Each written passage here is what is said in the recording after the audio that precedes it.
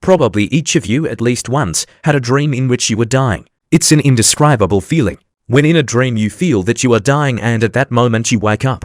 To say that the hair on your head is moving from this dream is to say nothing. But you look around the room and see the familiar outlines of objects.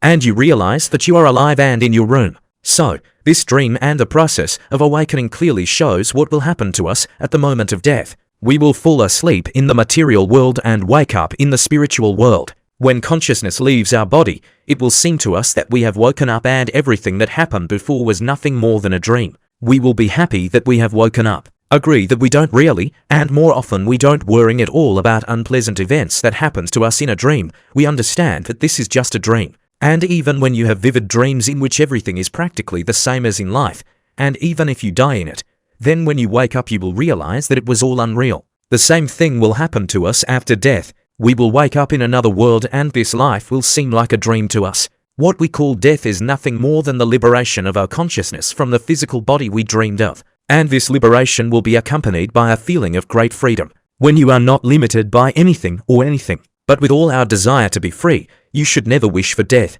Life is given for a reason and there is literally a cue to get incarnated on earth. We must prepare for the transition, pray, meditate, and engage in other spiritual practices so that at the moment of transition you can turn around and look at your life and say, yes, it was a dream, but very pleasant. There is no death. There is a great transition into eternity. This transition is akin to the transformation of a caterpillar into a butterfly. It is not for nothing that since the time of ancient philosophy this image has served as a metaphor for transition. All this does not exclude the tragedy of being, because how is it there? It is unknown what our new existence in other dimensions will be like, because we are used to it. Living on earth, a person goes through many trials prepared for him by his fate, but only one thing depends on him. These are the decisions he has made in life. His further and eternal stay in the universe, in eternity, depends on a person's life on earth, on his actions and attitude to the world around him, to people. The Lord has given love to every person. She has all the power of life in her. It contains the soul of a person. It contains a cure for all the troubles and sins committed by a person during his lifetime. And the most important thing is sincerity in everything, soul-conscious mistakes and sins, and their exclusion in further stay on earth. Because you can deceive, pretend, play someone else's role, and all this is often perceived by others as true. But you must always remember one thing, all this can only happen among us mortals. But there is a judgment beyond the control of anyone living on earth, the judgment of heaven. And you should always remember this. It's up to us to decide what kind of people we will be. With love and tenderness to everyone, the wish of sincere and eternal love and the obligatory need for loved ones and others. Science defines all objects, phenomena, and science does not give only definitions of what death is. The Oxford Academic Dictionary gives a completely meaningless definition.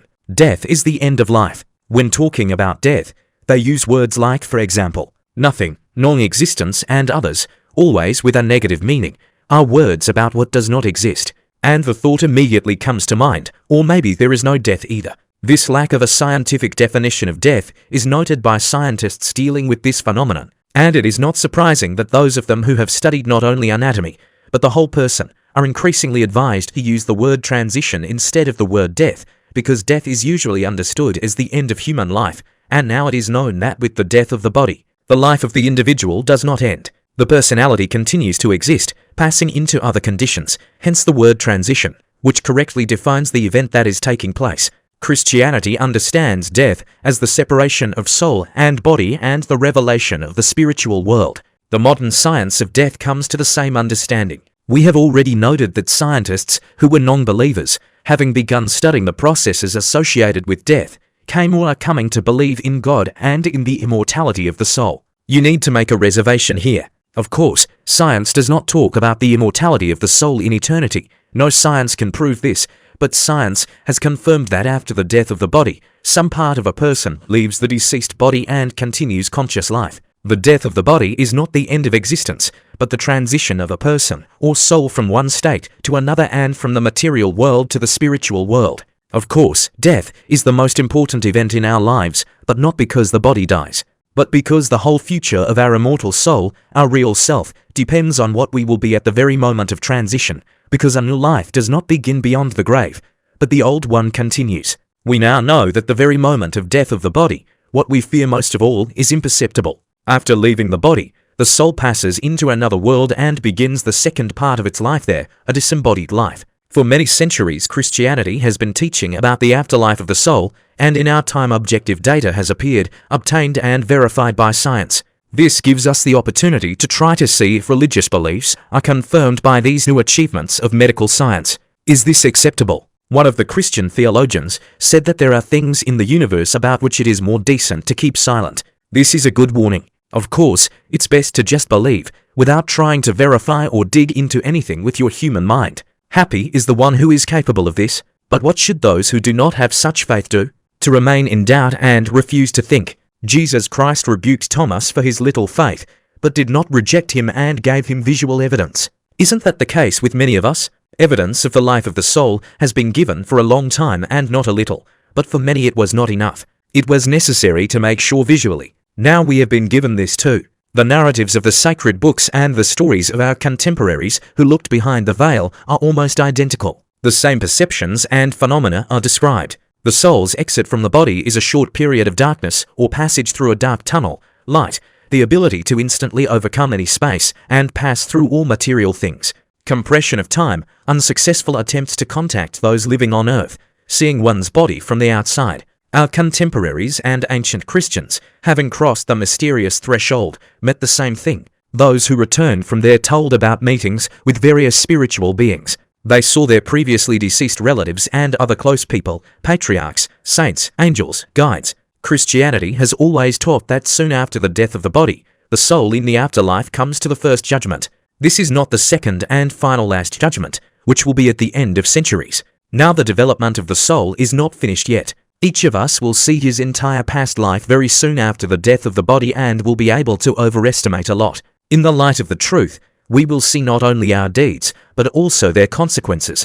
In the end of a man is the opening of his works. Apparently, the viewing of their earthly life, which is told by the dead and returned to life, is a private court. In fact, this is not a judgment, but a self-assessment of one's life on earth, the Lord's help to the soul entering the second part of its life, into a disembodied life. The soul receives knowledge and power to view all its thoughts, feelings and deeds in the presence of spiritual forces, and this is showing not only deeds, but also their consequences for other people. When you see your deeds that have brought suffering to other people, you may feel remorse, chagrin, and a desire to improve. At this first trial, the soul feels naked. Perceptions are now spiritual. Deception and concealment are impossible. In life, we hide a lot, but here everything is visible, including thoughts and intentions. The motives are also visible. If something was done out of love for others, the soul rejoices. If for selfish reasons, it is ashamed. Seeing the light, the soul experiences joy and bliss. Light is love, understanding and empathy. Envy, anger, hatred are impossible in his presence, and no negative emotions are possible. It is unthinkable to be completely condemned in the presence of light. After the death of the body, the development of the soul will continue. The first court sums up the results, evaluates what has been done during the earthly life, shows the soul its mistakes, and directs it on the right path. The biggest discrepancy between the Holy Scriptures and the writings of some modern scholars lies in the assessment of what is known. The facts and phenomena are basically the same, but their understanding is different. Christianity teaches about the different fate of the righteous and unrepentant sinners. The testimonies of patients of intensive care doctors are also not always bright.